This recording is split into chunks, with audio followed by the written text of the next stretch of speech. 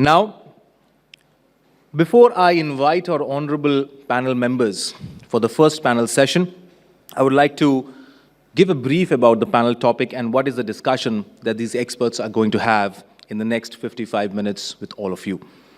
Nutraceuticals, the front line of the battle for consumer health. Under them, certain very key important points of discussion. Innovation in food safety technology to maintain the quality and preserve the nutritional quotient, making food products inexpensive and safe to tackle important unmet health needs, building a dietary system fit for safety and quality. Nutraceuticals play in the continuum between food and pharmaceuticals, the new generation of food therapeutics, that is nutraceuticals, and the current regulatory environmental changes, and many more. And without wasting any further time of all of yours, I would like to call on stage our honorable panel members with a big round of applause in the order of sequence. Please welcome Dr. Alka Madaan, Head Cell Biology Lab, Dabur. Alka ji, welcome to the 3rd Annual India Food Nutrition Summit. I would request ma'am to please take your seat on the stage.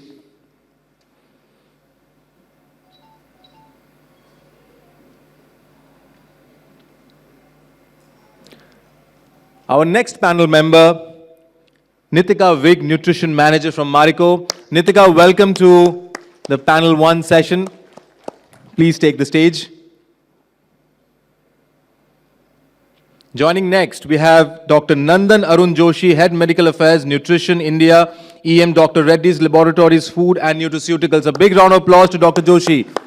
Dr. Joshi, welcome to the India Food Nutrition Summit. Following Dr. Joshi, we have, please welcome Dr. Neerja Hajela, Head Science and Regulatory Affairs, Yakult, Danone, India. Neerja ji, welcome to the India Food Nutrition Summit, ma'am.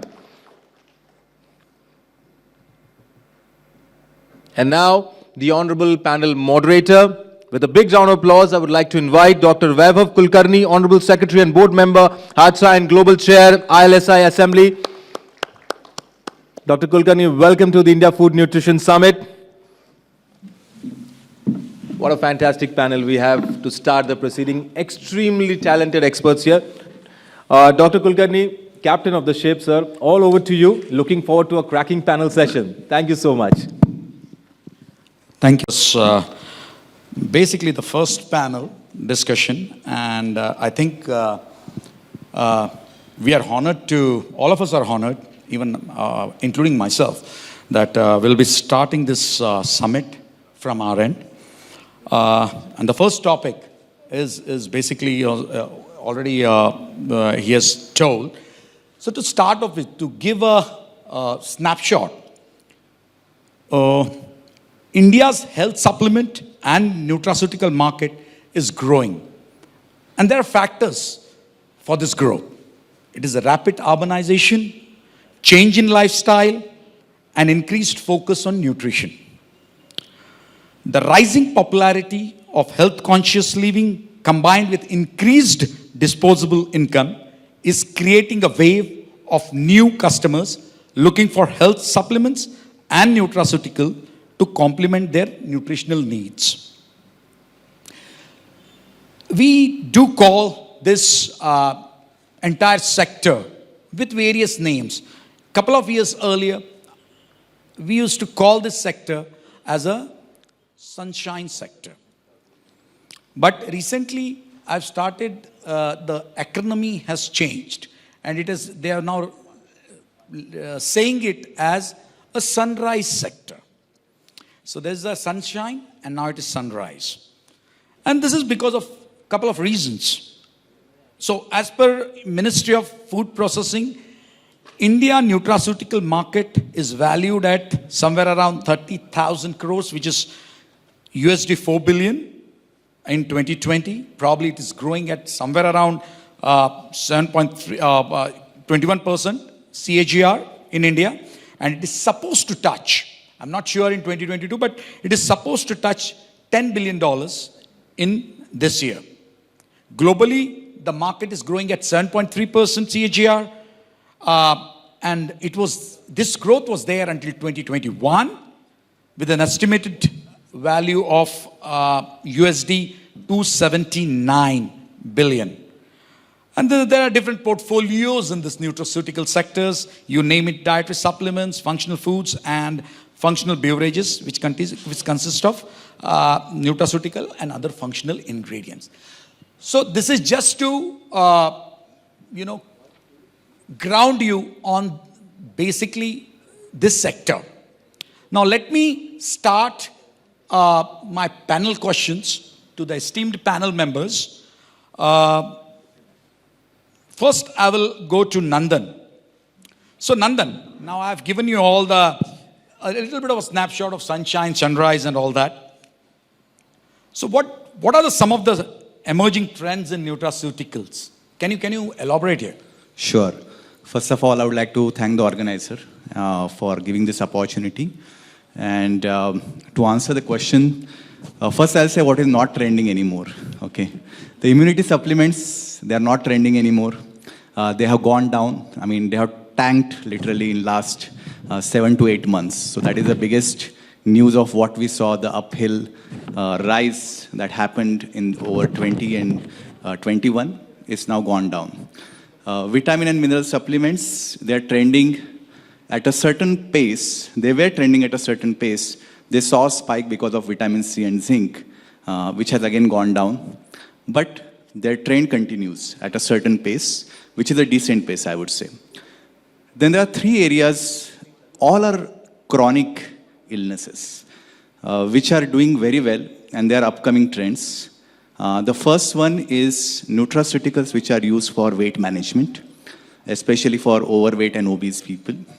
Now this includes different herbal extracts. For example, green tea extract, which is very commonly being used these days. Capsaicin, which is found in the bell pepper as well as in the jalapenos. These extracts have been used. Caffeine extract has been used a lot.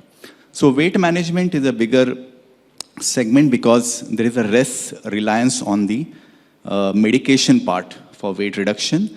And there are side effects which people are wary of, and also the healthcare professionals. So even among healthcare professionals, the need for weight management nutraceutical, there is a better acceptance that has been observed. The second is very interesting area, is a pain management. Because most of the pain are chronic in nature. Okay, and currently the pharmaceutical therapy is limited to acute pain management. You give a NSAID or any other anti-inflammatory painkillers. They have long-term side effects. Their efficacy is only for short-term. So for chronic pain like osteoarthritis, lower back pain, we have seen an emergence in nutraceutical with ingredients like chondroitin sulfate, collagen is there, hyaluronic acid is there. Even in back pain now, devil's claw, boswellia, they are coming. Curcumin is also being used quite a bit in the pain management.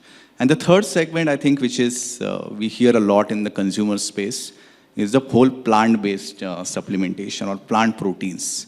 Now here, I'm hearing more conversation and more product launches by the startups. Now, big companies are trying to get into the protein and try to ride this whole protein wave. But there are 2 to 3 challenges that they're facing. One is, once you have a plant protein, it's not a complete protein. So how can you make it the PDCAS value of a plant protein 1? What can you add to make it a complete protein?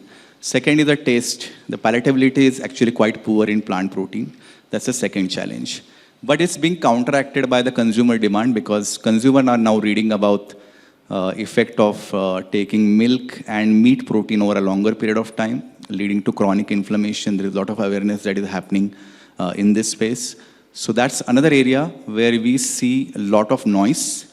Actually, less innovation from big companies, many innovation from startups. So I think I would like to put it this way. Yeah, thanks.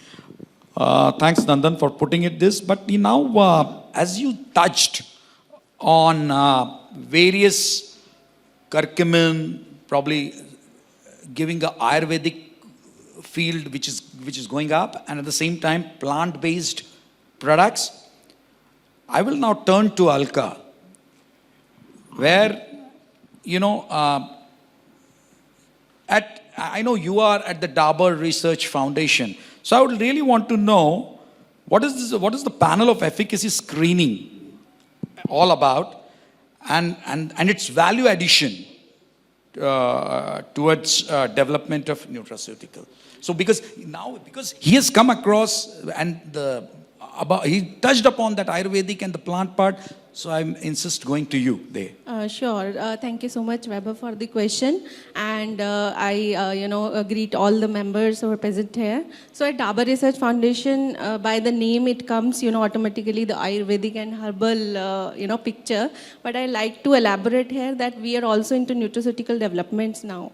So our formulation department is very well versed, and we have developed a wide range of nutraceuticals, which are, for multiple therapeutic areas like immunity, inflammation, pain, and energy boosting, mind relaxation, and anti-diabetic, and all the therapeutic areas. So we all know that there are plenty of nutraceuticals available right now. What makes us different and unique is that we have scientifically validated our claims also. So we all, rationally select the ingredients and then formulate the product. But after, formulation also, we have validated the claims which are on the bottle using cell-free cell-based animal-free assays. And we are offering these screen as a service also to our partners. So for example, as regarding immunity, so for Chyawanprash, everybody knows that it boosts immunity by 3x. So Mahendra Singh Dhoni had been advertising that. So that data had come from our lab, that we had taken immune cells and tested the product Chyawanprash on the immune cells, and we have seen a 3 times fold in the cytokine expression or the phagocytosis or NK cell activity. So by taking this route, we are ensuring the customer that whatever product you are taking is actually working at the cellular level, and we are also quantitating it. So that claim is actually going on the bottle right now. So that is what we have been doing right now, and the products are commercially available also. So we can elaborate on that. But I am also fascinated to ask you the question. There are at least 2 words which you have to answer me. What is Iraceuticals and what is Nutraceuticals?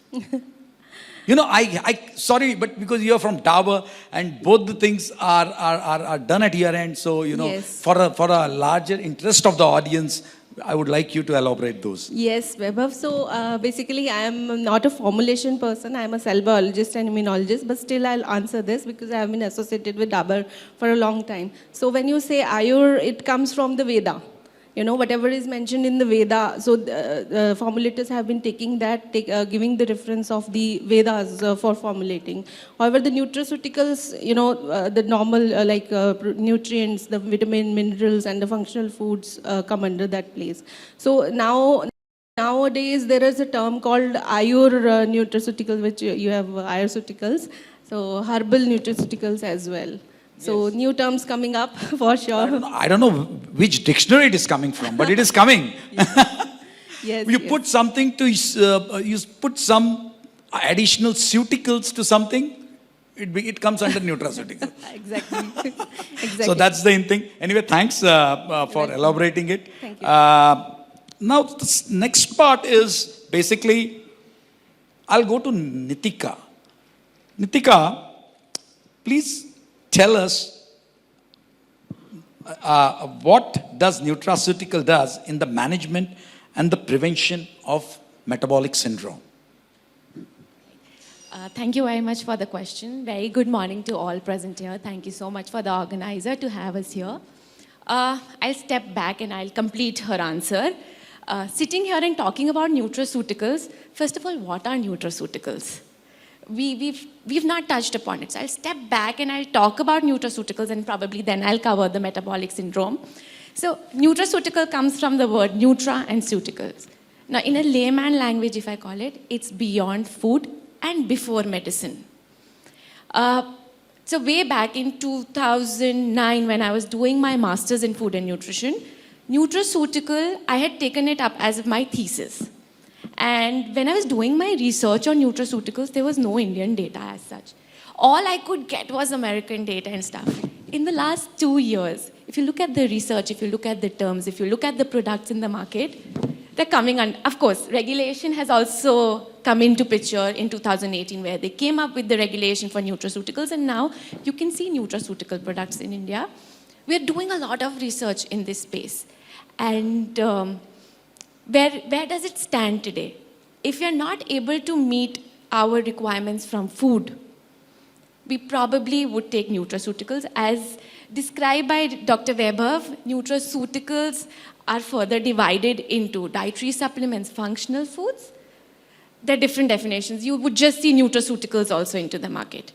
So something which is obtained from food can be a nutrient or can be another substance which has a medicinal role in the body will be denoted as a nutraceutical. So Dr. Nandan had talked about curcumin, he had talked about extracts from green tea, various flavonoids, vitamins, minerals, if given for a purpose, which has some medicinal notes in the body. So the pharmacokinetics, which has some pharmacokinetic function in the body but is a nutrient, will come as a nutraceutical.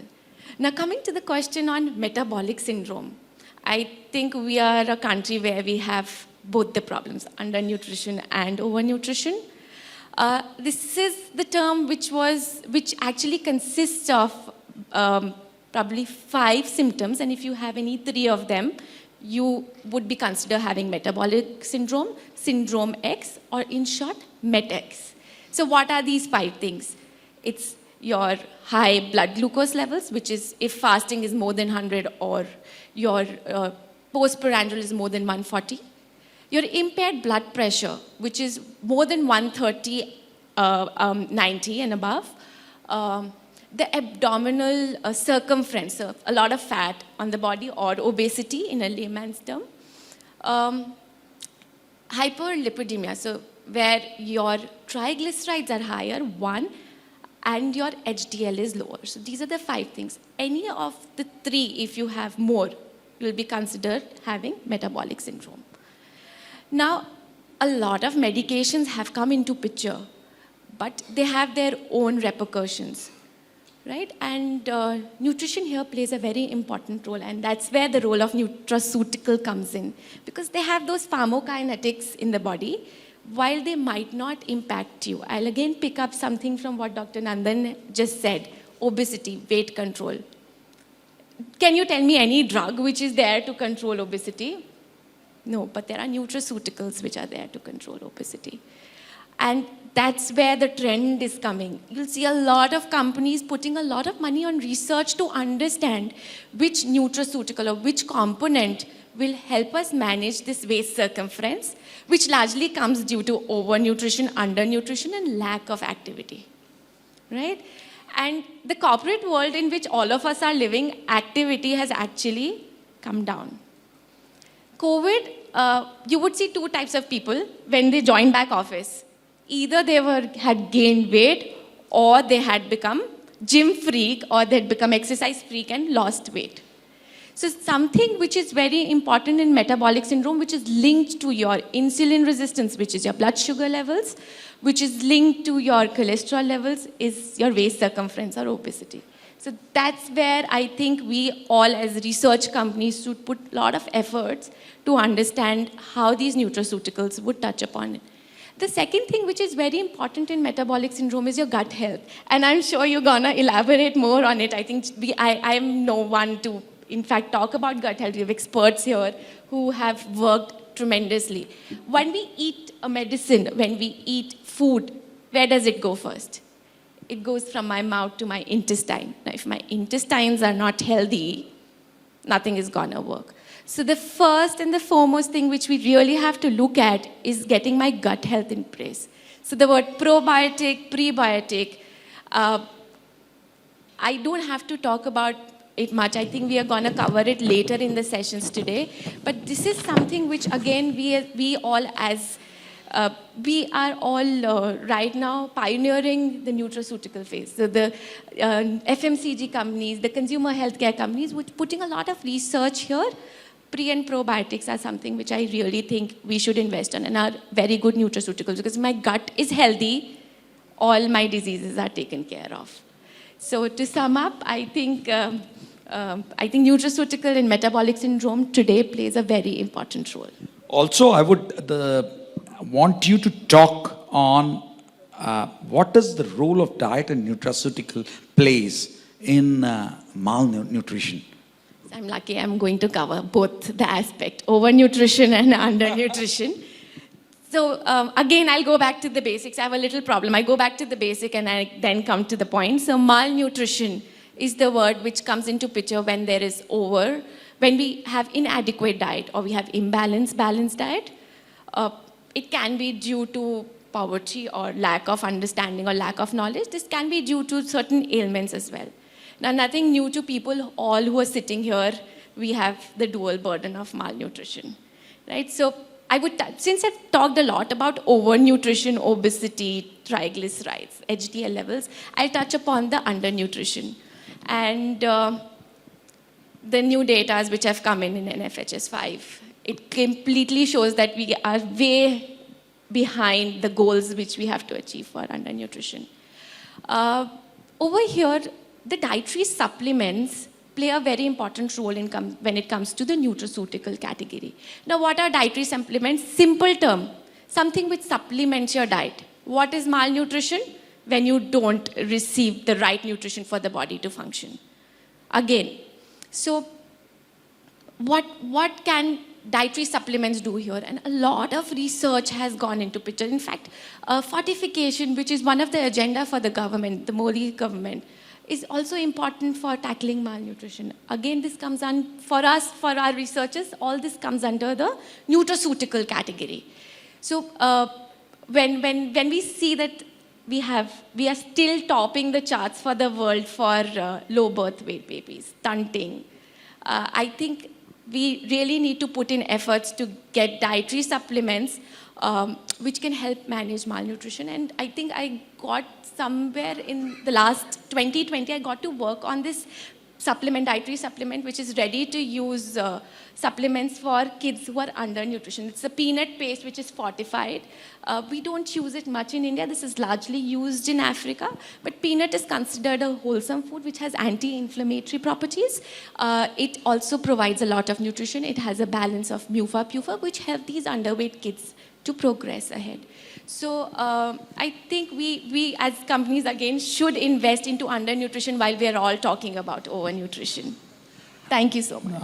Thanks for elaborating on this role of diet and nutraceutical in malnutrition. So, taking a point from Nitika, she went to basic, okay?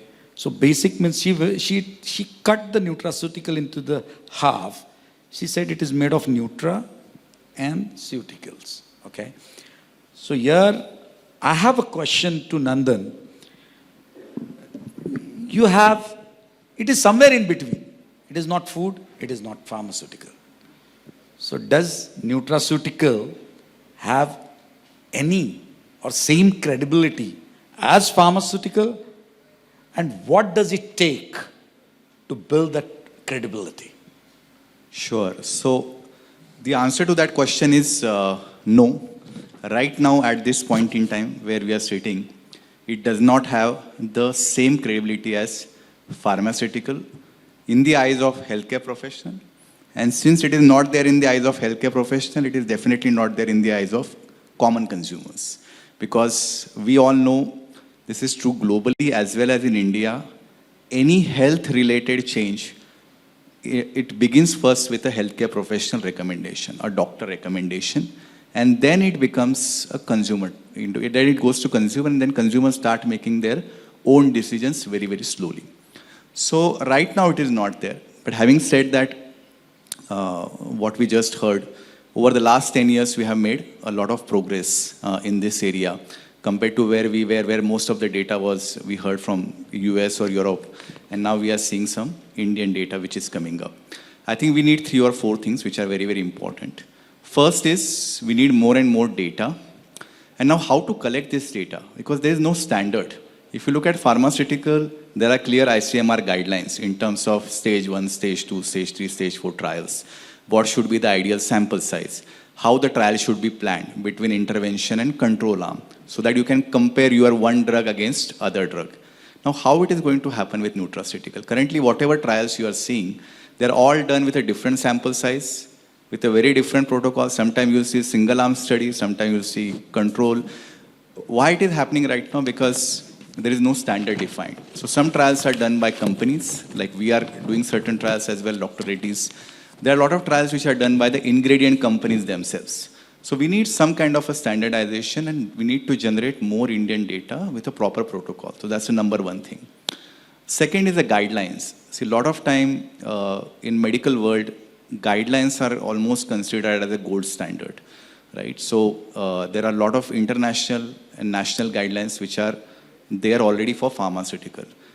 Currently in nutrition or nutraceutical, they are there only for certain fields. For example, medical nutrition therapy.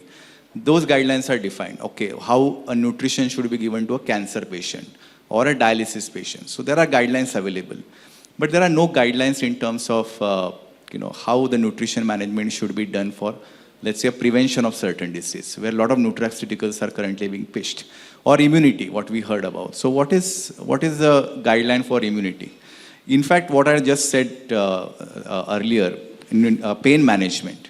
So there are no clear guidelines, except there is a ESCOP, which is a Phyto Society of European Association. So they have certain recommendations. So we need more and more guidelines and recommendation, and Indian guidelines and recommendation. That's the second point. Third point, which is very important, is responsible marketing. Okay. So what kind of claims we are making? Because these claims are creating a lot of confusion. We just heard one example where they have done a proper trial in terms of when they claim 3 times immunity. But if you look at many launches that happened over the period of last year, and again I'm coming to immunity because a lot of our references are from immunity. People have claimed even there were immunity blankets, immunity pillows, to immunity, everything you put, there was an immunity claim, right? And people had any kind of claims in terms of 7 days reduction, 15 days reduction. And so this is something we need to be really careful. You will not see this kind of a claim in pharmaceutical anywhere. So claim, of course, we'll say that government needs to define or FSSAI needs to define. They are already defining it, but it should be more stricter and somebody needs to monitor it. But as an industry also, we need to be more responsible in terms of what kind of claims we are making. And fourth and last, very important is, what's the role you want your nutraceutical to play? Is it going to be the main actor, or is it going to be the supporting actor in whatever therapy you are operating in? A lot of confusion right now. So is your nutraceutical going to support the pharmaceutical therapy that is going on, or it is going to be the main therapeutic, right? For example, scurvy, like let's take a very age-old example. We know that vitamin C is used to treat scurvy, very clear, right? Iron supplements to treat iron deficiency anemia, very, very clear. But then there are many supplements where we really don't know. If you have let's say a product which is a partial meal replacement in diabetes. Now many people feel this can be, or advertise as such, this will reverse the diabetes. So I've seen even obnoxious claim like this will reverse the diabetes. But this is the partial meal replacement is going to support your hypoglycemic agent, your pharmacotherapy, and exercise. So this is the third component. So this clarity needs to be there and accordingly marketed. I think when we do all these things, slowly, and it will not happen overnight. It will take another 10, 15 years. Maybe we'll be having same conversation every year, sitting in the same hall.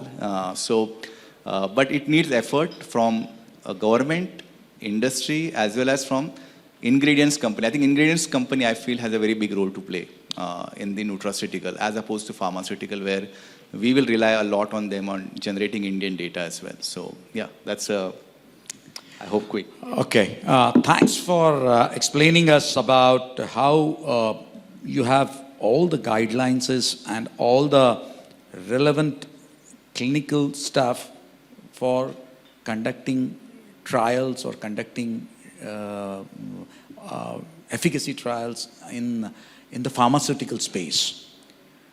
But yes, now the issue is, but your main crux was here in food space or nutraceutical space, the clarity is not there for example, what you need to do to really help you substantiate your claim. Okay? So now, on the same steps, I would like to really go back again to Alka.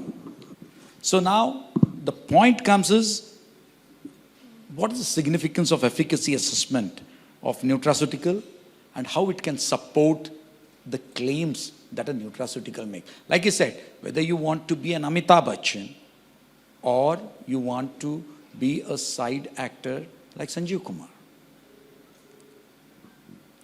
Exactly. So regarding this question, we can take example of Boost. Boost is the secret of my energy. Now, to a common man, the energy, might mean the stamina and, increased power to work. But we as scientists know that energy means ATP, the mitochondrial activation. So, by giving the consumer the data on the bottle or the package that your product is actually increasing the ATP at cellular level. So, the confidence building is one thing. And secondly, we have also seen the preclinical to clinical transition, translation that the data that we have got at the cellular level is actually replicating at the clinical level also. So as we are referring to diabetes, so Dabur had also launched some Anti-Diabetic Atta. So, to a layman, if we say that this atta is actually going to reduce your glucose level. So we have substantiated that claim using the adipocytes that the glucose level is actually, reflecting as it should in the anti-diabetic scenario. So many examples, like, we have a range of tisanes and we have, wonderful teas, they taste great, but we know that at cellular level, they are boosting the mood, like, they are calming your brain, they are reducing the stress and anxiety, because we know serotonin is, responsible for our happiness. So we have seen the levels of serotonin in neuronal cells. So yes, significance-wise, we think and we believe that, claim substantiation is a very important aspect, and it must be explored by maximum scientists sitting over here, that actually the product is working at the cellular level. And, feasibility-wise, I'd say that first we assess whether the product is, we will be able to test it or not. Some formats we might not be able to, but majority we do the exploratory things and find out that how to dissolve it, how to actually add it on the cells. So all that work is done, and I strongly believe that claim substantiation should be done, at cellular level, because the bottle. We know that on Janprash it is written that based on the cellular data obtained in an experimental lab. So, as a consumer, I think it builds a lot of confidence, and it can be really helpful. Okay, thanks, Alka. Again, I'll go to Nitika to really understand what is this therapeutic potential of nutraceutical and dietary supplement, and how it is used to prevent the viral diseases. I think this is the word which everybody's been hearing for the past 2 years. The viral diseases. Any antiviral drug? Do we know any antiviral? What was, general flu. Do we have these effective? If we get a viral fever, and I'm not talking about COVID right now, it'll take 5 days for recovery. You can't shorten the time span for it. What do you take along with it? What was the protocol for COVID? We had these vitamins, minerals, supplemented together with medicine with a good diet. So nutraceutical plays a very important role when it comes to viral infection. While we still see that immunity trends are going down, the mask gone, the immunity supplements gone. So I don't see anyone wearing mask here. None of us are wearing mask here. So the supplements in my shopping list have also gone out. But they play a very critical role when it comes to building my immunity, when it comes to innate immunity. Nutrition plays a very important role. We can have balanced diet. Again, I will come back to our lifestyle, the kind of stress we are all going through. Coming back to office has also changed our life again, because 2 years we were so used to sitting at home and in our comfort zone working, that coming back to office, I was just thinking, how will I get up in the morning, get ready, take the bus, go to office? That's a stress for me, which was my normal life before 2020. But all this stress has a lot of impact on my body. So nutraceuticals or nutrition or dietary supplements, I think will play a very important role in the coming time to build my innate immunity. Now to name few, curcumin extract. A lot of products came into market in the last 2 years which had this turmeric powder which is talking about immunity. Red wine is a lot of polyphenols, red grapes, red wines, resveratrol. All of these are known for their anti-inflammatory properties. And why anti-inflammatory properties are important for building immunity, which will help us protect against the viral infection. All of this, how many red grapes can we have in a day? So all these nutraceuticals should be a part of our entire system going forward. Now, virus is not one strain. Imagine how many strains have we seen in the last 2 years. And in our conversation in the morning, we still knew there are 2 strains coming together and creating one more. So what's the best thing to prevent? Of course, the third wave was much better than the first and the second. And why was this? Because we also had developed immunity by then, and the strain had also become milder. So there were 2 things going hand in hand. So when it comes to viral infection, it's not gonna stop. It'll keep evolving. We have seen various viral infections in the past. We've adapted to those. So having nutraceuticals or having dietary supplements, or have the best of the diet, either of 3. But don't quit because Corona is gone or COVID is gone. It's very important for us to have the best system, to have the best innate immunity. And again, I'll come back to my entire philosophy of the gut health. I am a firm believer if my gut is fine, my system will be fine, because anything which I'm having will get absorbed and get utilized in the system. So again, probiotic, prebiotics are very important in today's time. Thanks, Nitika. Now, we have heard right from clinical, preclinical, gut, prebiotic, probiotic, vitamin, mineral, nutraceutical, Iraceuticals, most important part and most practical part, which I will come to Neerja now, is we know all these things, innovations, trends, and all that coming in, looks good, feels good, right? But you have an authority which oversees this entire stuff. We know in 2017, Nutraceutical Regulations were published. Before that, I think more than 95%, the product used to be sold as a proprietary food. After 2016, from 2017 onwards, people started getting into these categories. Again, last year, we had this amendment coming in, which is again operational from 1st April. Looking at all these things and looking at all the focus that India has, and to call it as a sunshine sector, you require a strong and progressive looking regulations. My question to you is, what are the regulatory challenges today for this sector? Yeah, thank you. Thank you, Vaibhav.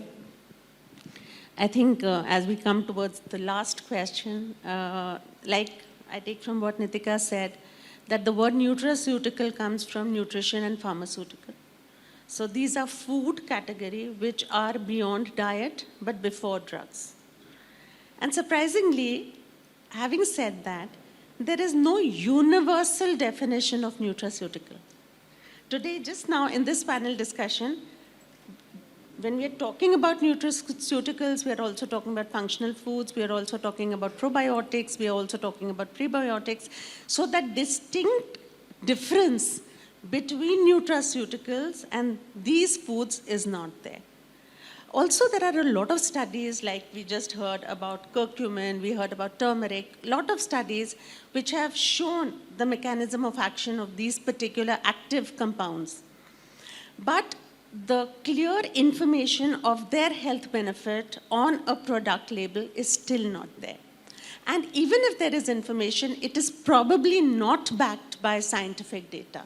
So I think the most important today is to have an unequivocal, universal definition of nutraceuticals, their safety assessment, their mechanism of action, and then their scientifically proven health benefits. I think that is most important. And like you said, in 2016, the Food Safety Standards Authority of India did bring out the Nutraceutical Regulations, and they had 7 different categories. And now, on 29th of March, when they have notified the draft regulations for nutraceuticals, they have 5 categories. So they have nutraceuticals, they have health supplements, they have food for special dietary use, they have foods for special medical purpose, and probiotics and prebiotics. This is still better than what we had in the past. So according to this particular definition of nutraceuticals, they are that food category which contains extracts, isolates, and purified chemical compounds which are listed in Schedule 3 of the particular regulation. So you know that these are the extracts that have to be used as nutraceuticals, and they're not being confused for probiotics or prebiotics. That is one thing. So they are available in the form of tablets, in the form of capsules, in the form of energy bars, but they have to be taken for a definite period of time and in a specific quantity. Also, the usage levels have been indicated in Schedule 3. And where the minimum and the maximum content has not been indicated, you can use concentrations based on scientific data. And for those who are making a nutrient content claim, it is 15% of the RDA. For those who are making a higher nutrient content claim, it is 30% of the RDA. And also the additives that can be used in these nutraceuticals have been indicated very, very clearly. Again, about claims. You can make structure function claims, you can make claims on general well-being, and you can also make nutritional claims, health claims, and disease risk reduction claims based on the claims and advertisement regulations. But for any other claim, you have to get approval of the Food Authority. So a clear definition of the word nutraceutical, what it contains, and what are the scientifically proven health benefits will be very, very important going forward. Thanks, Neerja. And the last question, a quick fire one. I don't want a big answer. Where do you see the nutraceutical sector? Say, after 5 years, I'm still a moderator, and you are still the panelist. I'm not going to be a panelist, by the way. So, what will be your answer? Where will be in next 5 years? Quick round, huh? Fast. Start with Nandan. I think it's too difficult, but I would say definitely better than today. And I think it will be definitely brighter than today. I would say also in terms of numbers, category growth, and new innovations, and more scientific data. I think I could say it's all happening. Yeah, thanks. Neerja, quick. So I read a review which says that by 2050, 10 million people are going to die because of antimicrobial resistance. So we have to limit the use of antibiotics, and I think that is where nutraceuticals will be. Okay. We need to use nutraceuticals to improve our health, prevent disease, and reduce use of antibiotics, and therefore curb that global burden. Nitika, not going to basics. Quick. No, not going to basics. So I think will be much better than what it is today, but I think a lot of research needs to go into it for it to see the numbers which we see in the review data. Alka. It will definitely grow when, immunity is the new buzzword. But as doctor had mentioned that, the trends are coming down. But the after effects of COVID, the body is weak and the stamina is low. So nutraceuticals will definitely be in demand, and it's going to surge the demand. So definitely the positive aspect. Thank you, all the panel members. And the verdict is out. Nutraceutical sector is here to stay, right? And just a quick fact, before I take 2 or 3 questions from the audience. And, India is one of the most populous countries in the world, and is also said to be the youngest nation. With 10% market penetration, it's only 10%. And rural, it is 6.32%. The nutraceutical and supplement industry has grown exponentially and it is poised to grow further. Boosted by proven benefits, affordability, and access, nutraceuticals are fast becoming more or less an essential commodities. So thank you, my panel member. Before we go to the audience for a couple of questions, we have, say, 5 minutes. I'm going to take a couple of questions from the audience for our panelists. Any questions? If there is, please raise the hand and please introduce yourself and your organization and the question to which panel member it is directed. Yeah, so I think we have one question.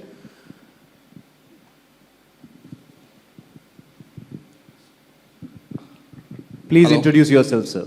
Hello, can you hear me? Yeah. Hi, this is Vikas here from NK Proteins, Ahmedabad. This is edible oil refinery. We have, actually we are manufacturing a range of oil. That is basically we are in the cotton seed producing sunflower, soya bean, corn oil, rice bran, mustard. A range of oil that we are producing, manufacturing in our organization, in our refinery. I just want to know something about the today's scenario. We are seeing lots of heart failure problem. So what is the main reason for this heart attack and heart failure problem? Because just before one day, a very famous celebrity died due to this heart failure issue. The name is KK. So I just want to know about this. So what can we do to avoid this kind of, because of today, the heart attack and the heart failure issue has been more than a terror attack. So this is my question. Okay, I'll direct it to Nandan because he's a medical doctor. So, Yeah, and then I can take some views. Correct. It's quite multifactorial, I would say. You cannot blame it on one thing. First of all, and it's very individualized. So specific incident, of course, there are a lot of things that could have been done. I saw the videos also. Actually, what happens after you feel uneasy, ideally you should stop the concert and go yourself and admit yourself instead of going to the hotel. He walked. He shouldn't have walked. He should have been carried to the hospital immediately. They might have saved him. I mean, that is a very specific incident since you spoke about KK. But in general, I would say after 35, we should all need to do screening of our complete blood checkup once in a year. We have to do it. Blood pressure checking, diabetes checking, extremely important. These are all very, very important. Physical activity going down, 30-minute physical activity every day, at least for 5 days. And vigorous physical activity, extremely must. Sleep, if you are a gym goer, if you are a runner, you need more sleep. I have seen people sleeping for 5 to 6 hours and then running in marathon. Your heart is not going to cope up with that. So along with this, you need good 7 hours sleep. Very, very important. So these are something you can do from a lifestyle perspective. I don't recommend any nutraceutical, for to keep your heart healthy. I think that will be too much without any substantial data. I mean, I will say you can take omega-3 and all, but I'll not go there right now. Any other comments? I mean, I think you've covered all. Yeah. And stress, I think stress is another thing. Thank you so much. Any questions? I think we got one question. The gentleman with the, yeah. Good morning, everybody. This is Tanmay Shah here from Marico Pure Foods Private Limited. We are a young startup, just 4th year in operations, and we are one of the largest solar dehydrated fruits and vegetable-based product manufacturing company. We've recently been showcased on Shark Tank India as well.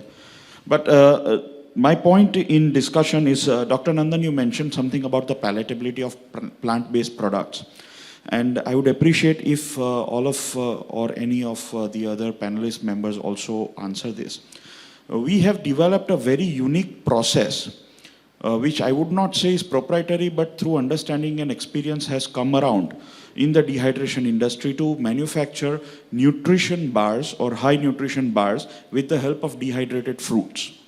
Now, a very, very interesting incident that happened was we have made a spirulina bar.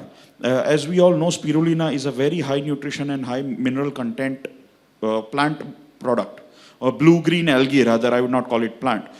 But the palatability of spirulina is horrible. If nothing else, I can immediately come to my mind. If you directly eat spirulina, you can maybe puke. And the prescribed dosage as Neerja ma'am says, there is a prescription and dosage mentioned, is 3 grams per day per person. Now, if we are trying to have a 3 grams per day product, which we are trying to make as a per day dosage, there are certain palatability issues that comes in the product, and we have been able to, I don't know, somehow mask it. And when we deep dive into the product, we came to know that the dehydrated product has a concentrated aroma and flavor incorporated naturally into it, and that is helping the product to become palatable. But there are certain issues in the shelf life, that later on during the shelf life of the product starts deteriorating in terms of taste. There is no chemical changes or there is no bacteriological change in the product. So is there, Neerja ma'am or any of you learned panelists, guide us as young startups, is there certain regulations or is there certain ways wherein we can keep that in mind to develop or make such products to improve palatability? So, sir, I'm just not coming from the direct discussion that we've had, but the palatability of plant-based and fruit-based products needs to be improved. Is there some way wherein you can guide us, or maybe we can take it offline after the meet? Any which ways? Thank you. No, I think we should take offline because we don't have time now. But I think, yes, this needs to be answered. And I think maybe some of the formulators here can answer this question, because our panel probably may not have a formulator, most of the this thing. So I think, but we need to answer in this probably offline. That's my suggestion here. Thank you, thank you, esteemed panel members, for giving your time, and thank you for Thank you so much, Dr. Kulkarni. Thank you all the honorable panel members. Before we bid adieu to this fantastic panel session, I would like to call on stage Mr. Suresh Garg, Chairman and Managing Director from Zion Life Sciences, to kindly felicitate the honorable panel. Sureshji, welcome to the India Food Nutrition Summit and Awards. And we'll first start with Dr. Kulkarni, our honorable moderator. Please come in, sir.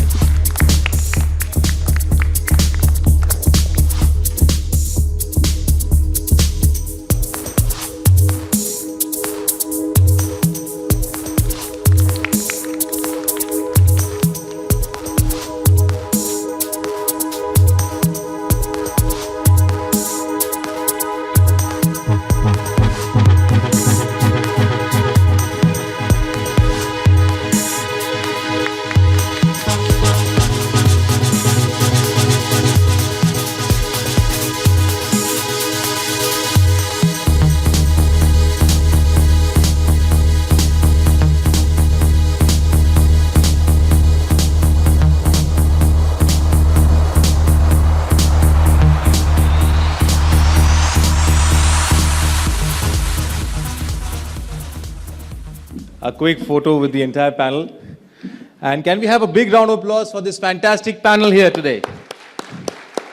Heartiest appreciation to Dr. Kulkarni for wonderfully moderating this panel, and the fellow panel members, Dr. Neerja Hajela, Dr. Nandan Arun Joshi, Nitika, and Dr. Madaan as well. Thank you so much all for giving us a fantastic start for the day one of the India Food Nutrition Summit.